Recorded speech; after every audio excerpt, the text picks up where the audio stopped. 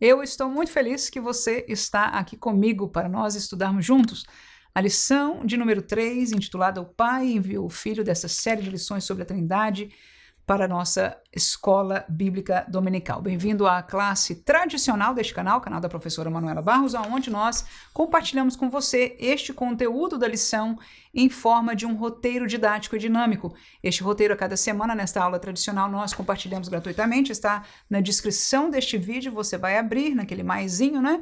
Vai encontrar um link ali do roteiro e você pode, assim, baixar este PDF e usar como queira. Então, nosso estudo de hoje, mais uma vez, é intitulado O Pai Enviou o Filho, e nós temos 3 tópicos para o nosso estudo. O primeiro tópico é o Pai e o plano da salvação. O segundo é a perfeição do plano da salvação. E o terceiro, a Trindade no plano da salvação. Enquanto nós vamos estudando aqui com este roteiro, você que já leu a lição vai entender que este roteiro está totalmente baseado naquilo que o pastor comentarista, né, pastor Douglas Batista, preparou para nós nessa lição. Então, o primeiro tópico trata-se de o Pai e o plano da salvação, e eu dividi em 3 subtópicos que são o seguinte: o Pai amou a quem? Amou o mundo. O Pai planejou o quê? O caminho da salvação. E em terceiro lugar, o Pai enviou a Jesus Cristo. Então, um assunto simples, o assunto da salvação. No entanto, não é só importante. O estudo sobre a salvação é o mais importante de toda a realidade do crente. É o cerne da palavra de Deus, é o porquê Deus deu esta revelação e o porquê Deus enviou a Jesus Cristo. Só houve cruz por causa de uma necessidade chamada salvação. Então, quando nós estudamos sobre o Pai enviando o Filho, o plano de salvação, nós estamos estudando sobre o assunto mais importante da palavra de Deus, importante para Deus a ponto de fazer o sacrifício que ele fez, e é de importância para nós. Lembremos-nos que a salvação não é para salvar-nos dos probleminhas daqui, porque a Bíblia chama estes problemas que nós vemos como enormes de pequenos, passageiros, mas a salvação visa, aleluia, nos libertar de uma condenação eterna e nos dar um lugar eternamente com o Senhor no céu. Então, o Pai e o plano da salvação, em primeiro lugar, nós aprendemos que o Pai é aquele que amou. Este amor veio da figura bíblica desta pessoa da Trindade chamado Pai. Nós conhecemos este texto de João 3,16, que diz para nós claramente: porque este Deus é Deus Pai, amou o mundo de tal maneira que deu o seu Filho unigênito, para que todo aquele que nele crê não pereça, veja aí, mas tenha a vida eterna.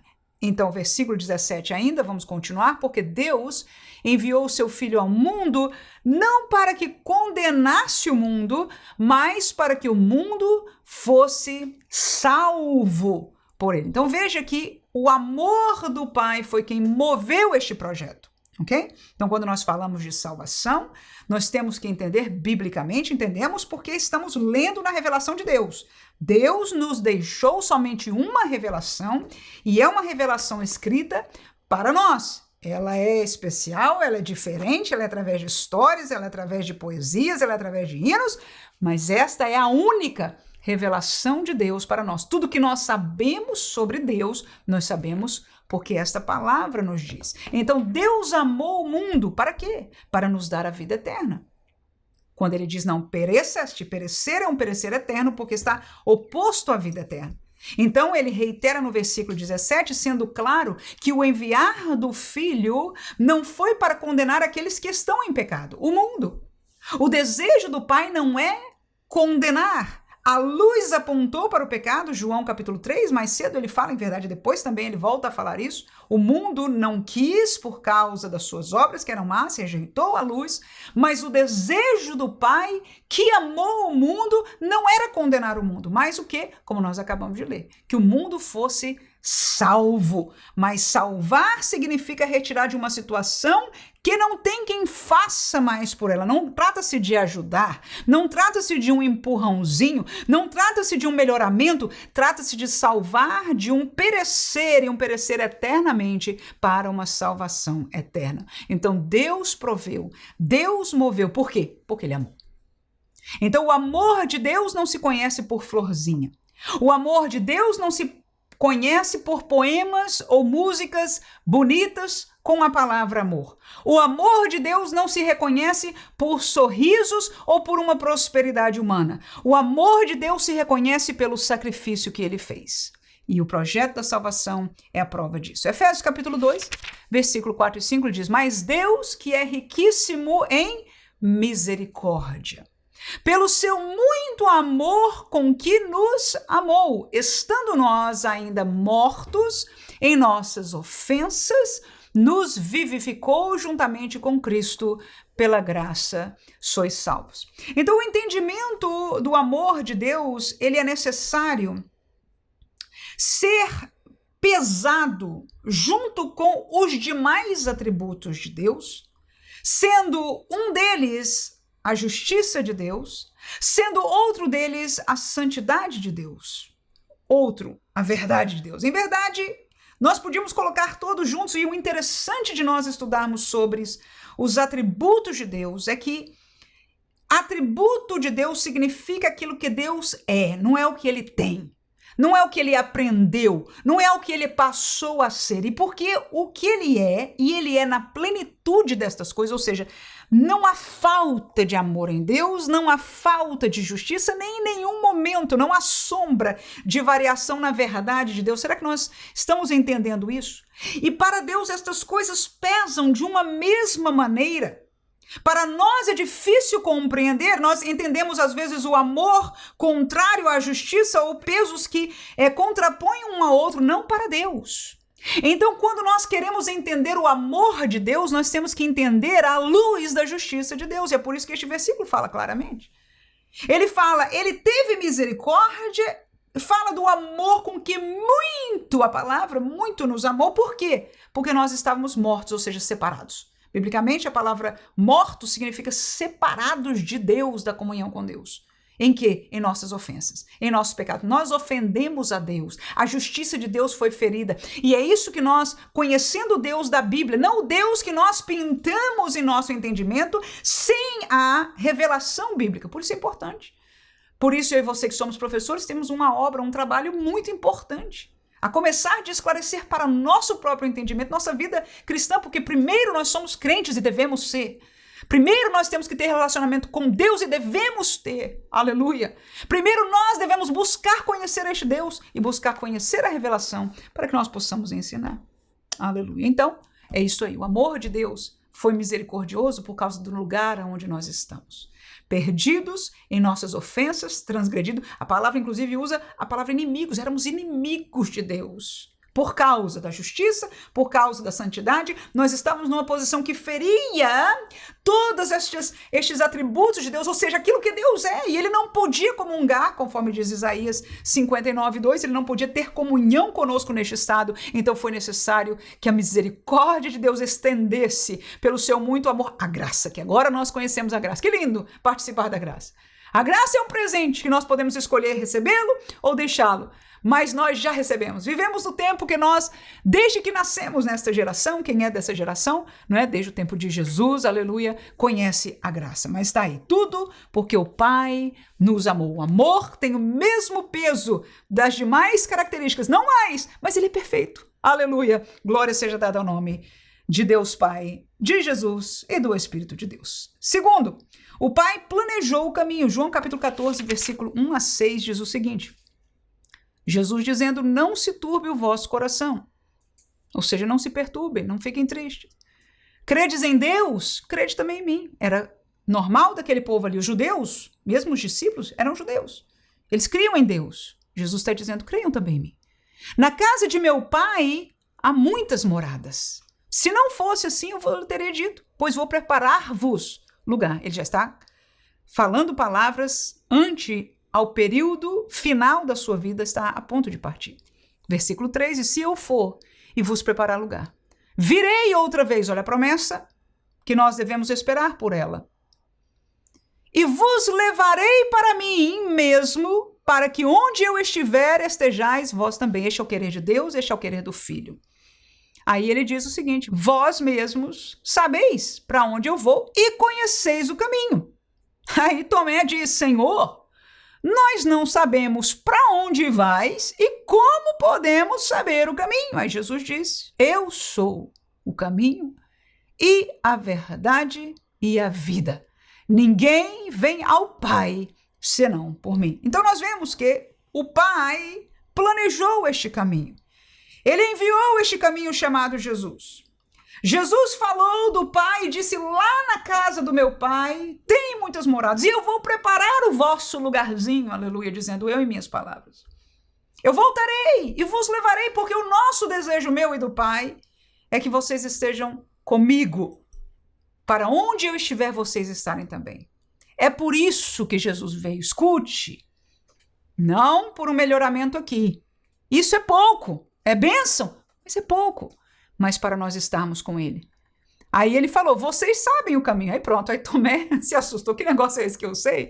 Aleluia! Na nossa humanidade nós percebemos aquilo que nós vemos, aleluia. E ele disse: e nós não sabemos nem para onde tu vais.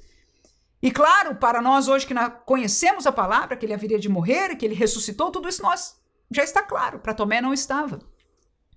Então, Jesus diz claramente para ele, né? Eu sou o caminho, a verdade e a vida. E o caminho para quem? O caminho para o Pai. Então vocês creem no Pai? Creiam em mim, porque eu sou o caminho para a reconciliação com o Pai, para pertencer ao Pai, para ir morar com o Pai. Então o Pai planejou este caminho. Gálatas capítulo 3, versículo 23 ao 26 ainda diz: mas antes que a fé viesse, estávamos guardados debaixo da lei e encarcerados para aquela fé que se havia de manifestar.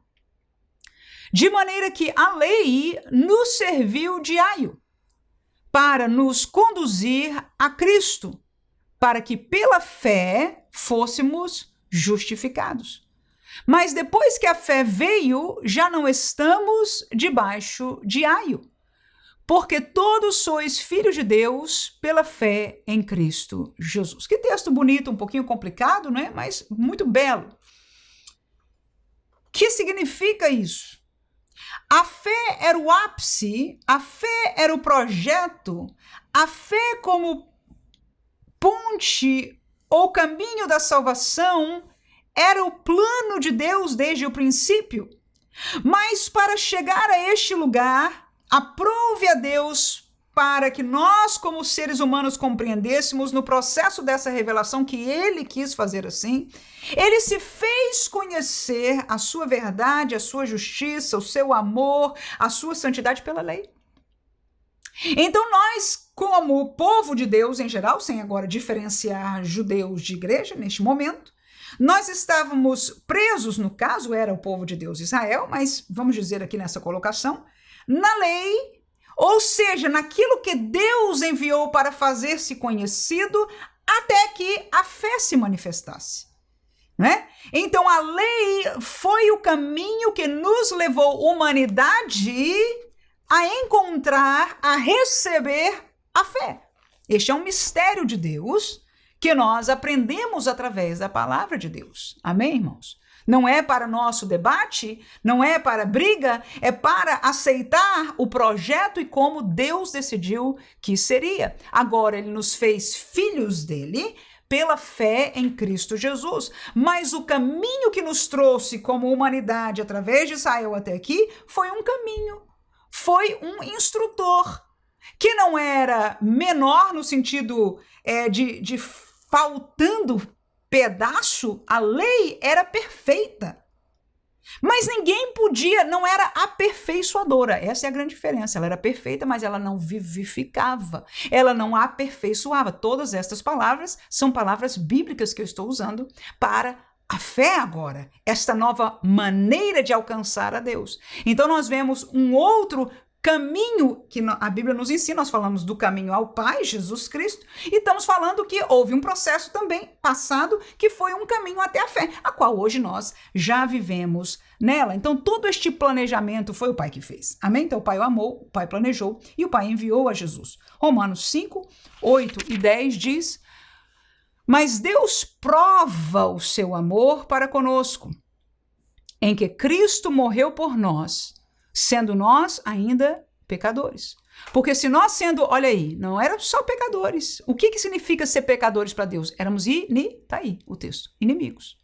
Se nós, sendo inimigos, fomos reconciliados com Deus pela morte de seu filho, muito mais, estando já reconciliados, seremos salvos pela sua vida. Amém?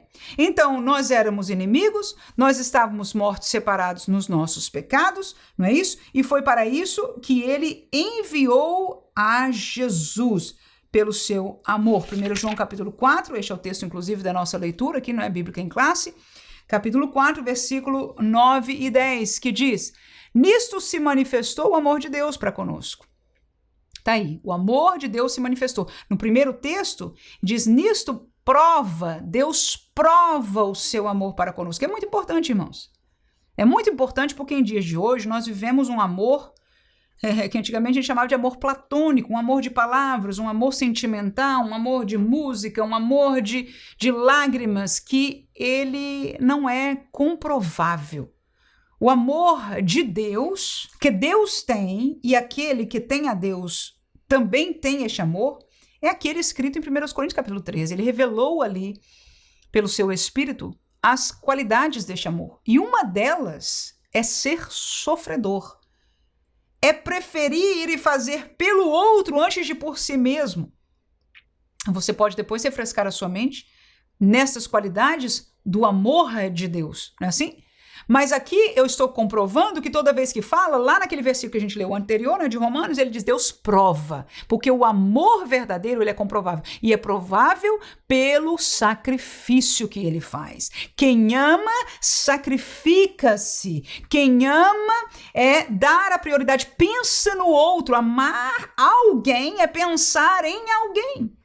Então agora no texto de João ele diz, ele manifestou, o amor é manifestável de Deus para conosco, em que Deus enviou o seu Filho unigênito ao mundo, para que por ele vivamos. E o versículo 10, nisto está o amor, não em que nós tenhamos amado a Deus, mas em que ele nos amou e enviou seu Filho para propiciação pelos nossos pecados. Tem até um salmo que diz, né, que não fomos nós que o escolhemos, mas ele nos escolheu a nós. Ou seja, o pastor usa esta palavra iniciativa, não é? Do projeto, do amor, vem de Deus e nós recebemos, e porque recebemos o amor, fomos vítimas do amor de Deus, temos a capacidade de amar a Deus. Essa é uma verdade bíblica. Nós só conseguimos amar a Deus com este amor de Deus porque nós fomos primeiro amados por ele. Amém? Segundo tópico, a perfeição do plano da salvação. 3 subtópicos. Primeiro, o Pai agiu no tempo perfeito, chamado a plenitude dos tempos. Segundo, o Pai agiu da maneira perfeita, conforme a lei, conforme a revelação que ele deu. Ele nunca traiu a sua revelação e tem mais, nunca trairá a sua revelação. Aleluia! Ele fez da maneira perfeita, que tudo vem dele, né? Não é perfeita porque é aos meus olhos, é perfeito porque ele estabeleceu para ser assim. Terceiro lugar, o Pai agiu de coração perfeito, e nós vamos estar lendo e mostrando a adoção como centro desta perfeição do amor e do coração do Pai. Amém? Então, em primeiro lugar, o Pai agiu no tempo perfeito, Gálatas 4:4, diz, mas vindo a plenitude dos tempos, Deus enviou o seu Filho, nascido de mulher, nascido sob a lei. Então, o que eu encontro na palavra de Deus é este nome, esta colocação, plenitude dos tempos, né? Ou seja, tudo que havia de ser cumprido, a expectativa de Deus até ali, foi, e no tempo certo, Deus cumpriu. O pastor Douglas, como outras pessoas da área da teologia, do estudo da palavra e da história que está ao redor do tempo da vinda de Jesus, podem fazer colocações, veem, não é? Por que seria este chamado a plenitude do tempos? Ele compartilhou algumas conosco, a questão das rodovias e etc, etc. Mas todas estas colocações e visões são humanas, é a nossa expectativa de entender o que é, o porquê para Deus aquele foi o tempo perfeito. Mas a verdade é que nós nunca entenderemos na plenitude, aleluia. Somente quando sairmos. Por quê, irmãos? Por quê? Eu vou repetir, porque Deus quis assim. Se ele tivesse explicado o porquê a plenitude dos tempos, todos nós saberíamos, mas, como humanos, nós somos agradecidos a Deus e Deus nos deu essa capacidade, irmão. Não é pra gente se julgar um ao outro, dizer, tá errado, tá vendo? Não é Bíblia, é teologia. Não, irmãos, esqueça disso. Sejamos felizes em tentar entender a palavra de Deus, desde que a gente chegue com um coração temeroso diante de Deus e humilde, irmãos.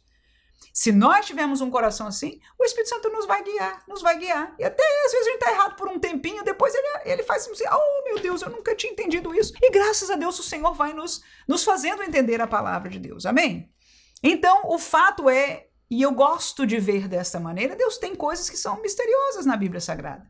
E palavras, e por mais que eu e outros tentemos apalpar e chegar a conclusões, é muito válida, não é problema. Mas nós não chegaremos à plenitude do conhecimento, somente aquilo que Deus nos permitiu saber. Efésios capítulo 1, versículo 10 e 11, diz o texto, de tornar a congregar em Cristo todas as coisas, na dispensação da plenitude dos tempos, tanto as que estão nos céus, como as que estão na terra. Nele, digo, em quem também fomos feitos herança, havendo sido predestinados conforme o propósito daquele que faz todas as coisas, segundo o conselho da sua vontade. Então, aí a gente vê soberania de Deus, o conselho da sua própria vontade. Tá aí, isso é a palavra que só Deus pode falar. Aleluia. O conselho de sua própria vontade. Está parecendo aquele outro termo que ele diz, não havendo por quem jurar, ele jurou pela sua destra. Né? Ou seja, não há ninguém perfeito, só Deus é. Aleluia. Por quem jurar? Né? Então ele, segundo o conselho da sua vontade, porque ele pode, porque ele é Deus e a ele a glória para sempre. Soberania de Deus. Predestinados como igreja, como adotados pela presciência de Deus, segunda coisa que é aí, né? Nós fomos feitos herança, ou seja, na dispensação, no versículo anterior, versículo 10, né? Fala na dispensação da plenitude dos tempos. Então Deus, alguns criticam o estudo de chamar de dispensações, né? E alguns indagam se tem mais, se não, etc, etc. Mas não só é uma palavra bíblica que nós vemos aí, mas é um conceito bíblico que Deus dispôs tempos. E estes tempos, algumas vezes quando nós estudamos, chamamos de uma dispensação, que tem determinadas particularidades.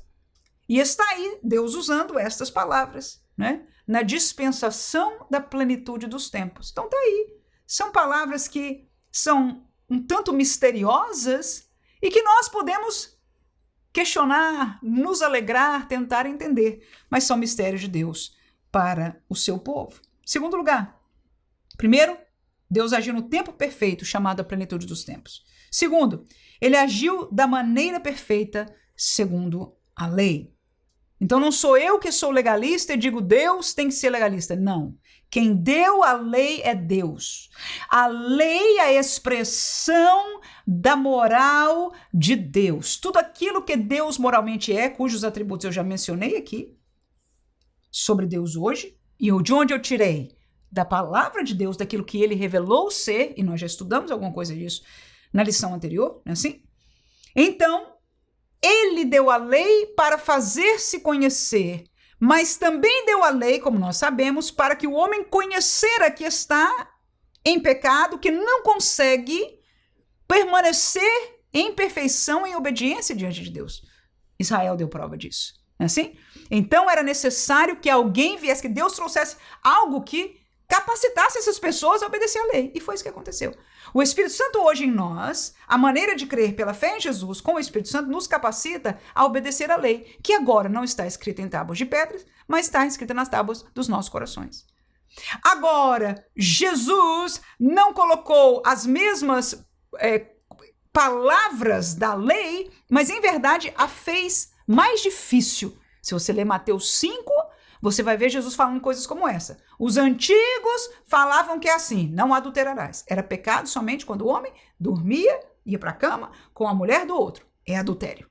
Agora ele diz, se você olhar desejando em seu coração, né? Já adulterou. Então, a lei tomou uma dimensão, inclusive, mais profunda, mas o vivificar de Deus que não existia naquele tempo, a vida em Cristo Jesus, como nós acabamos de ler alguns versículos, nos vivificou.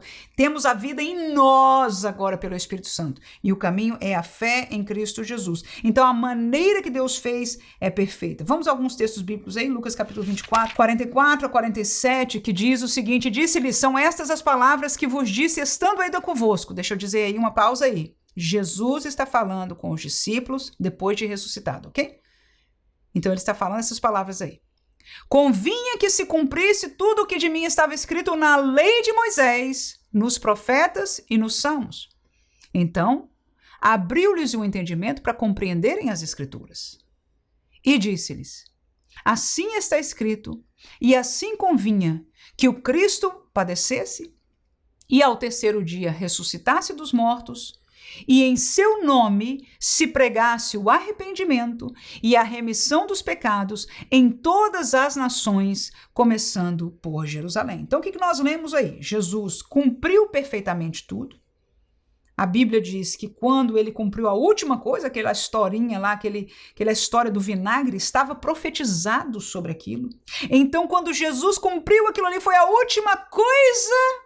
Ele disse, está consumado. Ele agradeceu a Deus porque importava que Jesus cumprisse tudo o que estava na lei, nos salmos e nos profetas, cujos 3 textos Deus revelou sobre este mistério que estava escondido, Cristo em nós, igreja, esperança da glória, este novo caminho de salvação, o novo testamento que nós vivemos. Mas que maneira Deus mandou? De qualquer maneira, vamos fazer tudo novo. O que é o novo caminho, este novo testamento?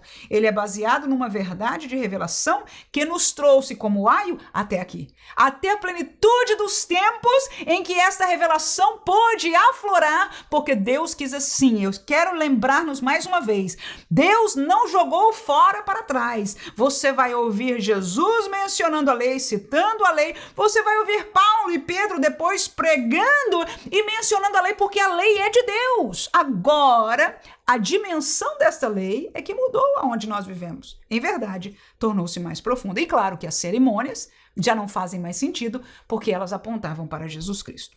Hebreus capítulo 9, falando nisso, né?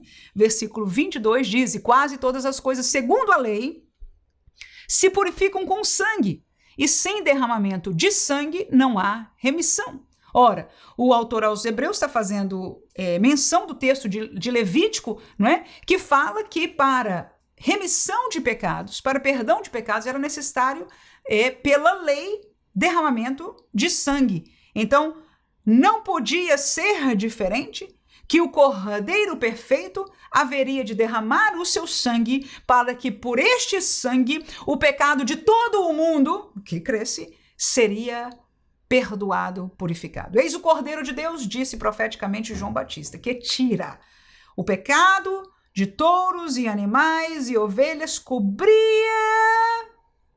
o pecado, né? O sangue dos animais cobria o pecado na carne, mas o sangue de Cristo veio perdoar, veio limpar o homem de seus pecados. Mateus capítulo 5, versículo 17 diz, não cuideis que eu vim destruir a lei ou os profetas. Não, isso é Jesus falando no meio do ministério dele, na verdade no começo, Mateus 5, é o sermão da montanha, primeira pregação de Jesus no começo do seu ministério.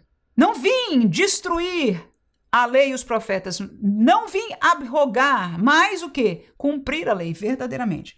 Então eu quero que nós entendamos como crentes do tempo atual, o tempo da graça, que o Pai agiu de maneira perfeita, segundo a lei, segundo a revelação que ele deu. Então não desprezemos a revelação de Deus, mas aprendamos dela com humildade e temor. O Pai agiu de coração perfeito. Aleluia. Nós sabemos que ele é amor perfeitamente e eu quero focar aqui no coração do Pai para a palavra que o nosso comentarista usou, a adoção nossa como filhos. Havia uma raiz, nós vamos ler o último texto sobre esse, que aprouve a Deus chamar para manifestar a ele, Deus, ao mundo, através de Israel. Mas hoje nós encontramos esta adoção como filhos de Deus, para nós que não éramos parte deste concerto antigo. João capítulo 1, versículo 12, diz o texto, mas a todos quantos o receberam, deu-lhes o poder de serem feitos filhos de Deus, aos que creem no seu nome. Então, neste início do Evangelho bendito de João, num capítulo que ele começa com um entendimento profundo que só Deus pode ter dado a este servo, do princípio ser o verbo, e o verbo estava com Deus, e o verbo, a palavra viva, era Deus. Glória a Jesus. Texto lindo, inspirado com certeza 100% pelo Espírito Santo, e neste contexto lá no 12, ele diz a todos quantos receberam, aos que creram no nome dele, de Jesus, deu-lhes um poder. O Pai deu um poder de serem feitos, não só chamados, há um outro texto que fala chamados, né? Mas feitos filhos de Deus, ou seja, há um processo de filiação destes que creem em Jesus para com o próprio Deus, o Criador. Gálatas capítulo 3, versículo 29, o texto diz: e se sois de Cristo, então sois, olha aí, descendência de Abraão e herdeiros conforme a promessa. Paulo, né, está explicando, aleluia, está unindo aquilo que às vezes a gente separa, e claro, é passado, é outra dispensação. Num certo sentido, são outras regras. Mas Paulo está nos mostrando, não é a única vez que ele faz, e ele faz porque Deus quis que fosse assim, Deus o revelou, que do mesmo jeito que Abraão foi chamado não por aquilo que ele tinha, mas pela graça de Deus que o chamou, não por aquilo que ele pôde dar ou pela perfeição que ele tivesse diante de Deus, porque você tem texto de ver Abraão mentindo, como algum de nós pode cair na mesma tentação. Mas a Bíblia diz que creu Abraão em Deus e isto lhe foi imputado por justiça, ou seja, foi a fé de Abraão que o fez justo para com Deus. É verdade que ele obedeceu porque ele creu. Aleluia! E como nós hoje somos de Cristo pela fé, então Paulo, usado pelo Espírito de Deus, diz que nós então somos também descendência, aleluia, de Abraão. Ele até diz, não do Abraão judeu, israelita, mas do crente. Ele até usa essa palavra, irmão, do crente Abraão. Glória seja dada ao nome de Jesus, que foi justificado também pela fé, herdeiros conforme a promessa. Então aquela promessa de Abraão, que foi uma promessa clara de uma herança na terra, de filhos e outras descendências que seria tão grande como as estrelas que ele não pôde contar. Mas havia uma promessa, havia uma palavra que estava colocada de uma maneira misteriosa. Nós não temos tempo para estudar sobre isso agora e nem é o caso, né? Mas esta promessa era Jesus e por causa dele ambos fomos justificados. Romanos capítulo 11, isso aqui também é bonito, olha lá. É um presente para você e para mim essa lição. Glória a Jesus. Capítulo 11, versículo 24 a 26, falando de adoção. Olha lá, vamos lá, que essa aqui eu fiquei tão alegre de lembrar-me deste texto e compartilhar com você. Por quê? Diz Paulo aos Romanos, se tu foste cortado do natural zambujeiro e contra a natureza enxertado na boa oliveira, eu vou fazer uma pausa aí porque tem um contexto, né? Ele começa, já estamos no 24, ele começa esse assunto no versículo 1, tá? Ele está falando da sua nação, do povo de Israel, mas está falando com a igreja agora e dizendo, olha, não despreze, porque quem está nesta raiz, a oliveira, é Israel. Vocês, nós, gentios, éramos jambuzeiros. Aí ele diz, tu, igreja, gentios, fostes cortados do vosso natural, zambujeiro. E contra a natureza, ou seja, não era a nossa natureza espiritual, nem de nenhum tipo de natureza. Contra a nossa natureza nós fomos enxertados. Então o processo de enxertar não é o processo natural de quem nasceu daquela raiz. Enxertado é contra a natureza, mas é uma tentativa de alguém que trabalha com plantas, não é o meu caso, então não vou saber dar muitos detalhes, mas de fazer vingar aquele ramo junto, pegado, tomando da seiva de uma árvore que não é a sua natural. Quanto mais esses, Paulo fala agora do seu povo, dos judeus, que são naturais, está aí. Então o texto está falando que os judeus são os naturais. Quanto mais eles não serão enxertados na sua própria oliveira. Versículo 25.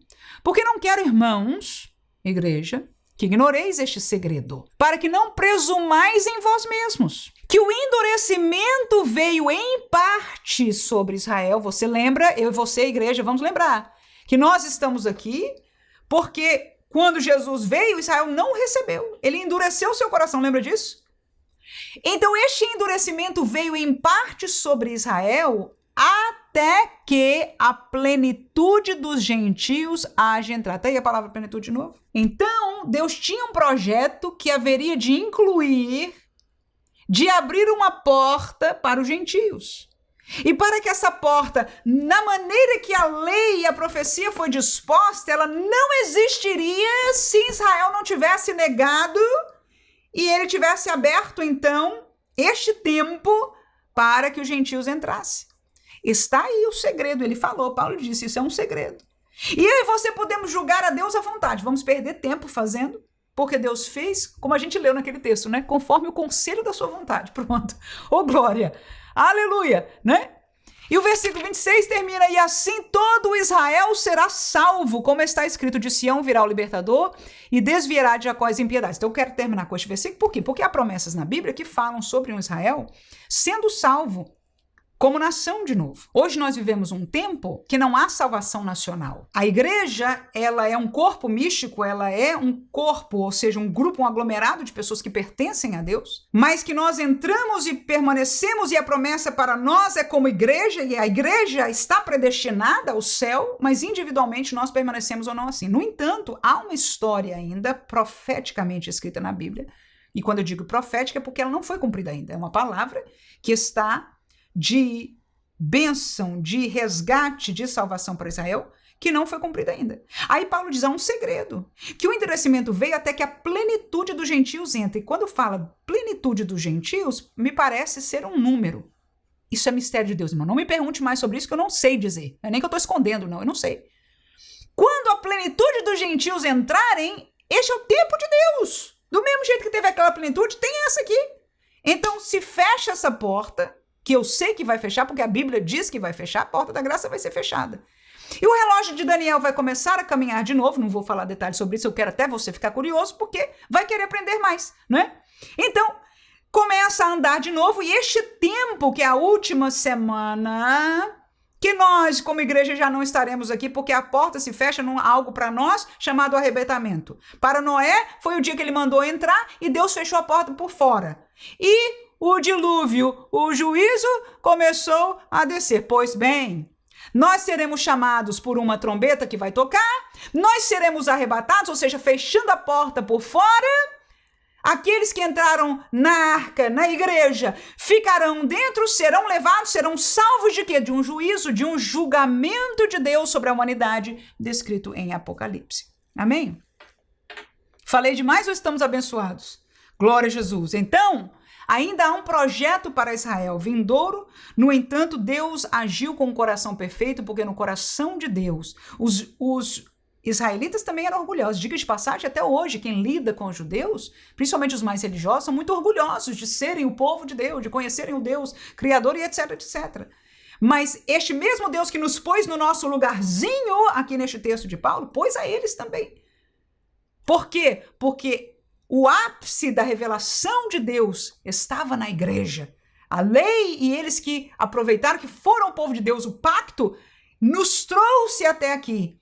E foi dado a eles o privilégio de entrar primeiro, mas eles recusaram. Cumpriu-se o que o mestre disse. Os últimos foram os primeiros, e os primeiros foram os últimos. E está aí o que vai ainda para Israel acontecer. Por último, eles entrarão, mas serão redimidos no final. Quem pode dar glória a Deus, aleluia, tá feliz com a palavra de Deus e tantas coisas que nós estamos aprendendo hoje para a glória do nome do Senhor Jesus, aleluia. Tópico número 3, a Trindade no plano da salvação. Primeiro, o Pai enviou o Filho, foi a sua vontade. Segundo, o Filho cumpriu sua missão, tornou-se o mediador. Terceiro, o Espírito Santo testifica do Filho. O Espírito Santo é o ajudador. O Pai enviou o Filho. 1 Timóteo 2:4 mostra a vontade de Deus. Diz o texto que quer, e no versículo 3 fala que é Deus, né? Que quer que todos os homens se salvem e venham ao conhecimento da verdade. Pura e simples verdade do Deus Criador. Ele quer. Não significa que todos se salvarão. Não está dizendo aí que todo mundo vai se salvar. Há outros textos bíblicos que dizem claramente que nem todo mundo vai se salvar. Amém? Mas o querer de Deus é que todos se salvem. João capítulo 6, versículo 38, diz agora Jesus: porque eu desci do céu não para fazer a minha vontade, mas a vontade daquele que me enviou. Então nós, quando olhamos para a Trindade no processo da salvação, não só sabemos que o planejamento, o amor e o envio foi do Pai, né? Mas isso foi porque foi da sua vontade.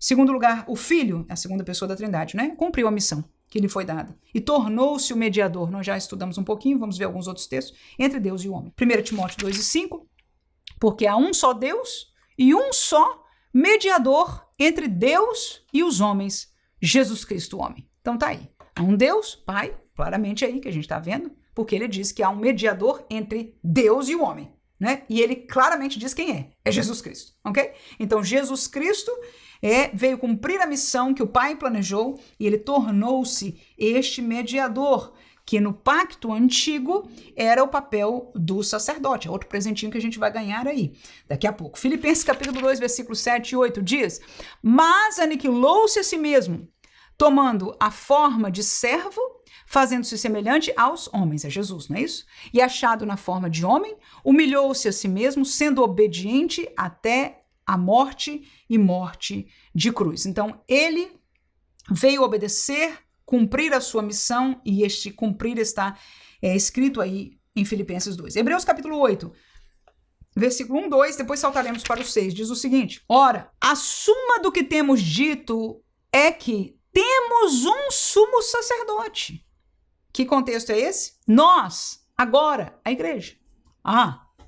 Então nós temos um sumo sacerdote tal que está sentado nos céus, à destra do trono da majestade, ministro do santuário e do verdadeiro tabernáculo, o qual o Senhor fundou e não o homem. Mas agora alcançou ele de ministério tanto mais excelente quanto é mediador de um melhor concerto, que está confirmado em melhores promessas. Então é tudo melhor naquilo que é o ministério sacerdotal de Cristo Jesus. Nós temos um sacerdote, e a figura do sacerdote do Antigo Testamento serviu-nos para entender que o sacerdote era aquele que estava como mediador entre o crente israelita e o Deus de Israel. O crente não tinha como entrar na presença de Deus, até o sacerdote, em verdade, só o sumo sacerdote, de tempo em tempo podia entrar para onde estava verdadeiramente a presença de Deus, você sabe disso. Mas agora nós temos um sumo sacerdote para nós, que está não nesta figura da presença do Pai, mas ao lado do trono da majestade. E até outro texto que diz que ele está intercedendo por nós. Mas este sumo sacerdote está lá e ele é sacerdote de um concerto melhor do que aquele, baseado num tabernáculo maior do que aquele, porque, como disse o texto, é um tabernáculo eterno, e baseado, confirmado em promessas maiores do que aquela, porque aquele tabernáculo, aquele chamado de Deus ali, levou-os para uma terra prometida daqui. Essas promessas que nós temos é para uma além e eterna. Então veja, este é o sacerdócio de Cristo.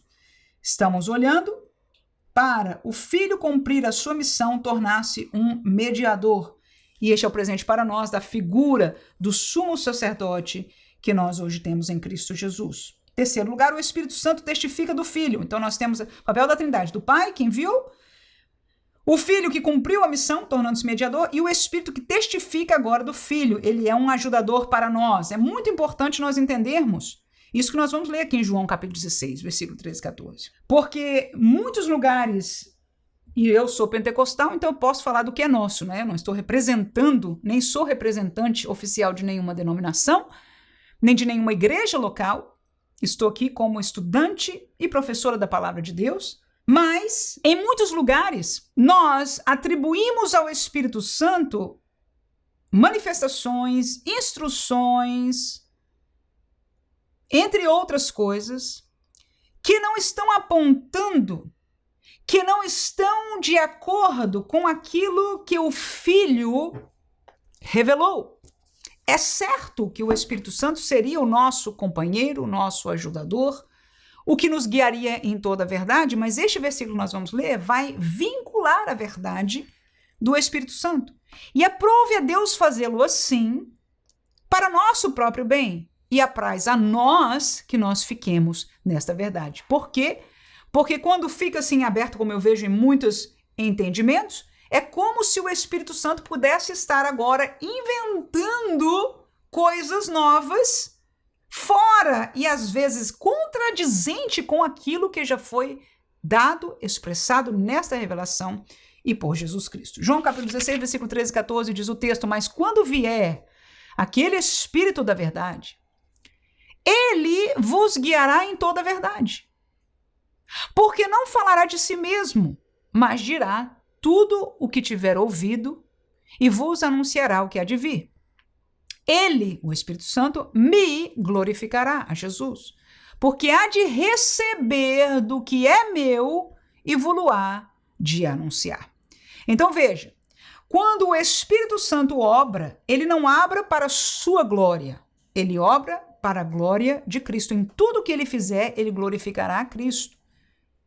E nós vemos hoje manifestações em que o Espírito Santo, que é o atuador, quando ele está agindo. Mas se o Espírito Santo estiver atuando e nós estamos glorificando, porque é do Espírito, deixa o Espírito, não põe o Espírito em caixa, ninguém pode não sei o quê, ninguém entende as coisas do Espírito, e o Espírito disse isso e fez aquilo, e nós vemos que contradizemos a verdade que já foi revelada, e não está levando ninguém a Cristo Jesus, a verdade de Cristo, glorificando a Cristo, alguma coisa está errada. Porque nós acabamos de ver o que ele vem dar, já foi anunciado a ele, ou seja, a origem é de Deus, este Deus, Trindade que nós estamos aprendendo. Não há disparidade entre eles, não há uma revelação nova. Nós percebemos, irmãos, a graça é o ápice do projeto bíblico de Deus, mas ele não jogou fora a lei. Ele vinculou, você vai ouvir Paulo falando, mencionando de cor, como ele sabia, como bom fariseu, decorada a lei, e ele usava no tempo da graça para aquilo que era próprio. Jesus usou, Pedro usou. E principalmente falando de Paulo, que era o apóstolo dos gentios, que foi chamado por Deus para cuidar, para ganhar as almas gentílicas que somos nós. Ele não desprezou, então não se engane. Se é do Espírito Santo que é de Deus, este mesmo da Trindade, ele não vai desprezar o que é de Deus e começar coisa nova. Não. Cuidado. Porque muitas destas coisas estão vinculadas com aquilo que o próprio Paulo, o próprio Pedro, o próprio Jesus e o próprio João falaram. Nos últimos dias, muita gente vai falar de coisa espiritual que são doutrinas, segundo eles, de demônios. Mas parece espiritual, tem poder, tem manifestação, tem barulho, parece pentecostal. Então vamos olhar adentro. Qual é o propósito? A quem está glorificando? João capítulo 15, versículo 26, ainda diz: mas quando vier o Consolador, que eu, Jesus, da parte do Pai vos hei de enviar, aquele Espírito da verdade, que procede do Pai, testificará de mim. Então o trabalho, a obra do Espírito Santo é testificar da revelação que já veio para nós. Jesus Cristo é o Verbo, é a palavra feito carne, toda a verdade de Deus, o coração de Deus, o querer de Deus, é encarnado, no melhor sentido, em Jesus Cristo. É aprendido, é visto, nós vimos, nós conhecemos ao Pai, conhecendo a Jesus Cristo, porque eles são, e este Espírito veio testificar. Não só foi projeto do Pai enviar, com tudo, com língua estranha, tudo é projeto do Pai. Não foi novidade, não é movimento. Nós, Assembleia de Deus ou outras denominações pentecostais bíblicas, nós não somos um movimento. Nós não somos um movimento. Nós não nascemos na Azusa Street, Nós vivemos o cumprimento da promessa do Pai que o Filho enviou e chegou no dia do Pentecoste a nós, e nós somos esta mesma igreja e seremos até o último dia, porque tem o último dia, e crente que é crente bíblico espera o último dia. O foco desta pessoa não é aqui, é lá. É na Canaã Celestial. Que Deus abençoe a cada um que vai ensinar esta classe, que Deus use a você. Tendo qualquer dúvida, fique à vontade de escrever para nós e continue orando conosco para que Deus nos ajude também neste trabalho, em nome de Jesus, com forças físicas, em todas as nossas necessidades, e nós continuaremos orando por você, para que Deus use você também na sua sala de aula, aleluia, porque é aí aonde o mistério acontece, não é? Glória a Deus, aonde Deus vai te usar e aonde a palavra de Deus vai fazer efeito no coração de cada um, não importando a nossa facilidade ou dificuldade que nós tenhamos. Até é bom ter dificuldade, porque nos coloca num lugar de humildade diante de Deus. Paulo disse isso, eu me alegro nas minhas fraquezas, lembra disso? E eu posso dizer a mesma coisa. Eu não sou perfeita e falho. Às vezes eu até dou uma mancada. De vez em quando eu fico triste, que eu falo, por que eu falei aquilo ou daquela maneira? Não é? Alguém até pega lá e que, professora, porque não... Tudo bem, eu falho. Isso é prova para todos nós, que nós não precisamos ser perfeitos, irmãos. Nós precisamos ser crentes, aleluia. A nossa classe precisa conhecer um professor, uma professora crente. Crente, humano e crente. Que sejamos exemplos, porque Paulo nos chama como obreiros a sermos exemplos dos fiéis. Não é exemplo para o mundo, é exemplo inclusive para os fiéis, em nome de Jesus. E orando para que você e eu possamos ser guardados nessa posição, é que eu me despeço mais uma vez na paz do Senhor Jesus. Amém.